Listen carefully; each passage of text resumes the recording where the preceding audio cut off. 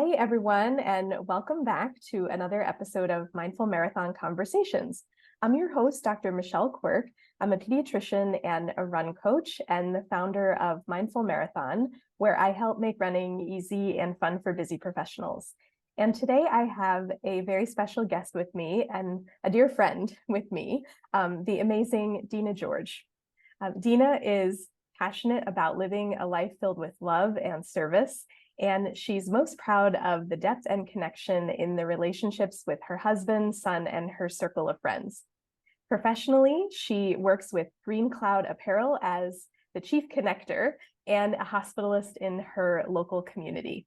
She is co-founder of two communities for women physicians, the Women Warrior Healers and Emerge for Doctors. And she is the host of Create an Unstoppable Life podcast, which is an amazing podcast. And I want to welcome her to the show. Welcome, Dena. Thank you so much. It is wonderful to be here and spend time with you. I wanted to start with maybe going back to the marathon. So that is when I got to really work in depth with you and with your husband, Craig. You guys ran a marathon in December 2021. We did. That's the year that I turned 50. And I don't remember how much you and I talked before that.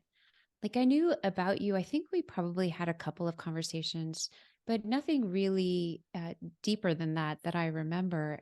But I knew thinking about the marathon, knowing that I was turning 50, that I couldn't do it alone. And that's the value of having a running coach, is somebody objective who can see what I'm not seeing, who could break things down into small pieces, who can remind me that it is not the pace that counts. It's the consistency that counts.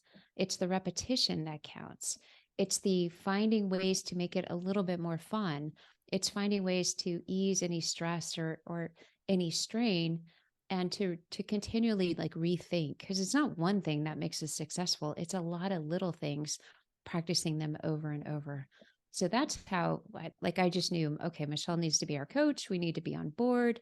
Craig said he would do the half marathon. And then when we got to the half marathon, he's like, okay, I'll do the marathon too. And it's because of your help and support. We couldn't have done it alone. I remember that. Craig was coming to some of the calls with you, and then after the half marathon, I was like, all right, so he's going to be dropping off now. And he was like, oh no, I'm not. He's here for it. And so you guys ran it together. That was really wonderful. We did. When I think about my life, I generally go down the path of what's the hardest thing that I can imagine. So medical school, hardest thing I can imagine. Practicing medicine, hardest thing I can imagine. Running a marathon, hardest thing I can imagine. So of course, the year you turn 50, it's like now is the time. Was that one of the whys, like you were turning 50 and you had always wanted to do this, or was it like a more recent goal that brought you guys to want to do it in the first place?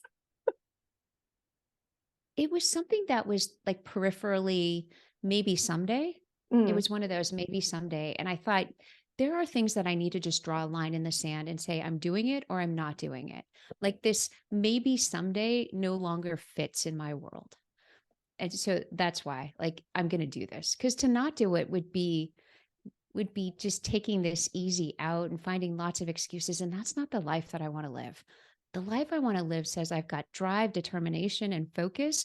And I really want to push myself farther than I am comfortable with. And I want to see what's possible. And that's really what the beauty of doing the marathon for me was, to see what's on the other side. Mm-hmm. So we committed probably 6-7 months of training. We were running usually 4 days a week, sometimes 3, sometimes 6, but generally 4. And to see what's on the other side. And when we crossed that finish line together, we were holding hands, and I just felt this intense amount of pride for us doing it together, for us going from miles 16 to 23 that I didn't think they were ever going to end. I'm just so proud of us that we kept going. We crossed the finish line, and I want to do it again because I want to feel that way again. Yeah. Well, I'm proud of you guys too. And I loved the podcast. You guys did sort of a debrief about it, but you talked about it like before you went off to the race, and then you did a debrief, and I loved that. Well, now, on the other side of the marathon, I was going to ask, how have your movement goals changed? So that was like a year and a half ago, but you've kept up consistent running. I know because we text a lot about our running. I have. I dropped off. I mean, the beauty about running is that it doesn't go away. Mm-hmm. And it could be like knitting or reading a book. Like I can just pick it up and it's okay. And even if it hurts more than it used to, it's okay. But I can pick it up and it can go with me wherever I'm at. My goals now are really strength. So this year I really want to get stronger. My son is in college. He's going in the army in a year, and we went to the obstacle course. I think I sent you a text or a photo from the obstacle course. And my new goal is to go halfway up the hanging rope. So by the end of the year, halfway up the hanging rope. And it's funny to me to set a goal that I think this feels incredibly difficult. I think it's possible, but it's going to be very difficult. So so it's definitely so that day, possible. so that day I couldn't do anything. I would grab on the rope and then I would freak out because nothing was happening and my arms were giving out, and then I would let go. So I want to focus on getting stronger for that task. And I also want to run a half marathon this year. And so I feel like my movement goals are really just based on what I want to focus on in my life. Right. And it doesn't have to be big. Mm-hmm. Yeah. Going up those ropes halfway sounds big to me, but I also like that you're giving yourself a nice amount of time to do it. It's not like I have to do it tomorrow. You have time. Yes. I have lived the life of a high achiever.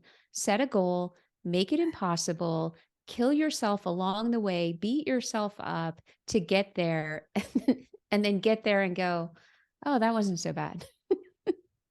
100%. And then I realized, I don't have to do it that way anymore. Like I really can break it down. And that was again, going back to the value of having a coach was breaking it down into those pieces. And I just got to focus on this week. That's it. Mm-hmm. This Yeah. week. I don't have to map everything out. I don't have to know everything, but this week. And here's some things that I can try or tweak or switch. So setting this goal of going up halfway on the rope, a few years ago, I would have said all the way in 2 months. And now I'm like, if by the end of the year, halfway up, that's going to be great. Will I do more? Probably. But I am holding myself to what the goal is, halfway up. Yeah, I love that. I also like having in running, we have, like A goal, B goal, C goal. Like when we set out to do the marathon that was 6 or 7 months ahead of time, that can feel so far away. So we know we're working toward that, but having smaller ones along the way, that was helpful for me in training. It still is when the A goal race is so far off in the future. For sure. Yeah, we did a 5K and we did a half marathon. And then we ramped up. I think there was maybe 6 weeks or so, 8 weeks between the half marathon and the marathon. And we ramped up and then we said, enough. Mm-hmm. Our goal is to finish, period. Finish. That's it. Yeah. Yeah. Well, movement is obviously a very important part of both of our lives. And last year, I had the pleasure and honor of leading a small group mindful movement session at a conference, the ACE conference that you put together with Dr. Dawn Sears. And I was wondering, we never really talked about this, but why did you have movement as a part of the conference? Yeah. Well, I wanted you to be there for sure. I'm a huge I was coming anyway. Michelle Quirk fan. It's because our goal, anything that Dawn and I do, our goal is that people feel good in their own skin. And I love the fact that you help people move in a way that feels good for them. I love that your mantra is run your own race. And I remind myself of that. This is my race. My race isn't over there. My race isn't with somebody else. This is my race. How do I want to run it? And so having mindful movement, we did a walk run session and Tony led the faster group session. And that was fantastic because there were folks that wanted to run faster. Uh, Gives the opportunity for people to try something that they wouldn't ordinarily do and to try it in community where they're completely supported. So there were some that started the run and walk and then ended up walking, and that's great. And there's some that wanted to run, and that's great. And there's some that just stayed in the middle of the group. But I think it's essential in any conference that we have those components for people to connect with themselves, connect with their body, do something that they may not ordinarily do, and do it in a way that feels good, and do it with support so that they're not doing like I used to do as a high achiever, which is setting an impossible goal, beating themselves up to get there, and thinking that's the right way to do things, because it's not. Yeah. It's a way to get somewhere, but it's not a right way to do things when you're scarred at the end and not really appreciating the accomplishment. Yeah. I think, I remember some of the feedback right after the run walk, and there were just some whispers like, "Oh, I didn't know that you could run that way." Yes. Yes, runners are walkers too. Yeah. Like there's not one definition to call yourself a runner or a jogger that you have to fit this box or this mold. Yeah. No, you get to do it your way. Yeah, as we were jogging down the driveway, I was chit-chatting with the people who were around me, and yeah, that was other feedback too. Like, I didn't know that you could speak while you were jogging, which, my runners know we go for, we find everyone's easy pace. And so, having a chance to be able to talk, like there's a place for running fast and speed work and all of those things, but it doesn't always have to be that way. Right. And in our community of women physicians, we're high achievers. And the internal narrative is to push ourselves harder, I think, in general. Always. And what the ACE conference, what the Emerge conference, what your work does is to really start to rewire that narrative, to disrupt the pattern of what we tell ourselves and introduce a lot of kindness, a lot of grace, a lot of compassion, and a lot of opportunity to see other ways of doing things. We don't have to speak negatively to reach a goal. We don't have to overwork, overtrain to reach a goal. We will still get there. Yeah. I don't think that I could have gotten all of that and gotten there on my own, right? Like, it's been a whole community. It's been years of unlearning all of this. Right. And of course, all of those, the high achieving parts of me are still there, but it has taken a village and a community. And I think that is what these conferences are offering, is really to do this in community and know that we're all at different stages. We can come to it from wherever we're at, and it doesn't matter, but the shared community is a really important piece of things. That's one of the things, we had sticky notes at the ACE conference, and we asked people to put their ahas or something that they're taking away on a board with those sticky notes. And one of them said, I learned how many other women are experiencing the same thing that I am, are thinking the same way that I am, are struggling with the same things that I am. And it's a completely different life experience when we feel like we're alone and nobody else is experiencing it and it's our fault or we should have done something differently, versus being in a community and realizing how universal it is. And Yeah. then not only realizing, well, if it's universal, it's not just me. And if it's not just me, then how can I shift this wiring? How can I let go of something I thought was me and just say, oh, that's human. That's human. How can I become a better human? That's why I run. I want to be a better human. And running forces me to push past the discomfort, figure out what's going on in my head, and get to a place of really being kind and compassion to say, this is hard. Most people aren't doing this. And to take myself off the hook from having to have all the answers, having to be in control, and to be way more connected to my body to say, I'm going to slow down a little bit. I'm going to shorten the stride a little bit. I'm going to shift that goal because I don't need to run that many miles. I just kind of set an arbitrary number. I'm going to do what feels good. And I'm going to be proud of that. Yeah. Yeah. I love that. Shifting the narrative. Well, we get to do this all over again, which is really exciting. So tell us about Emerge Stronger and, who it's for and where we can go and where we're meeting up. I will tell you, I'm so excited about Emerge Stronger. That just those two words, I think they signify a lot.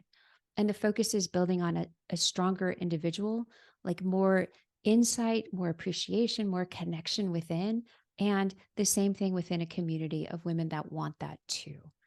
So I love that about who's coming and what's going to happen. It's a very intentional conference. It's a small conference for women physicians and dentists. We are starting February 29th. So we're going Leap to year. meet on Leap Day next year in San Antonio. And there's just so many beautiful touches about this conference. It's warm, it's welcoming. We've got this beautiful conference team that is just so excited to greet every woman who's attending and to share an experience of coming together, going deeper here, going deeper, growing deeper in community, just really sharing how human we are and figuring out what is better in our lives. So our own race, not what somebody else is doing, but going deeper here and figuring out what's better for me and how do I get there? Yeah. Yeah. And you'll have the chance to run walk with me. I'm leading a mindful movement session again. So I'm excited to check out the grounds of this venue. Right. Because it's on the By Riverwalk. foot. Yes. And what's neat about the Riverwalk is that it's not inhabited early in the morning. So it should be wide open. So who it's for, we talked about women physicians and dentists. It's about women who want more and specifically who want to be in community. This conference is going to be one that it's not just showing up to check a box. It's showing up with an openness and a willingness to have conversations that might feel difficult or to listen to others who might be struggling without needing to fix or even wanting to fix, but just to witness. And it's about just sharing in the magic of the different sessions that will be there, the different speakers and the guides that are going to be there, the different opportunities to try something on and see if it fits. So there's 3 different types of movement sessions. There's going to be one that's focused on running and walking with you. So excited. One that's more stationary, meditation, stretching, maybe yoga with Dr. Robin Tiger. And then there's going to be one that's cardio with Dr. Diana Lake. So there's 3 options that somebody can choose from. And we're going to have some amazing speakers, and each woman who attends is going to be part of a small group. So we'll have 2 speakers and then small group time to process, to have conversations, to think more deeply about what was shared or about different questions that have come up or different challenges so that we're going farther together. Yeah, I love the addition of the small group sessions because there was a lot to process at ACE. And conversations were happening amongst, tables that we were at and, even afterward at meal times and things like that. But having the small groups as a part of the conference will be fantastic. Yeah.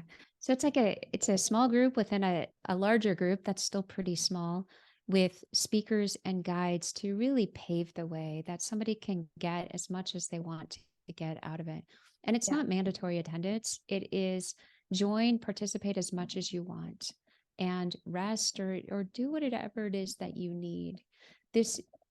There are a lot of offerings and not everything is going to fit everyone, and that is totally fine. But we want the feeling that somebody feels like they're really cared for and they're being nurtured. So we're working on getting shuttles from the airport from the moment somebody arrives that they just feel like all I got to do is show up, ideally with an open heart. And with your running sneakers, if you would like to run walk with us. Yeah, and you're running sneakers. Yeah. Well, tell us where we can sign up for the conference. So easy. It's emergefordoctors.com. And you can spell it the number 4 or the word FOR, Emerge for Doctors. They both work.com. I love that. And where can we find you? Maybe Yeah, your Dena podcast. George. I do have a podcast. It's called Create an Unstoppable Life. Why?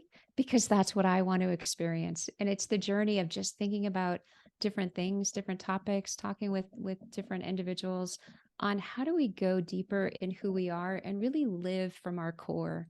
I think so much of my life I've lived from what's socially acceptable or from what, brings positive commentary, like when we say I'm a doctor, it's generally favorable and people are interested and we come across as very socially acceptable. And and I've learned that it's part of who I am, but I really want to live a life from my core. And I want to see a bigger picture about purpose and meaning. And I want to share my values and I want to share love. And that's what Create an Unstoppable Life is really about. So it's thinking about it, a particular topic, going deeper.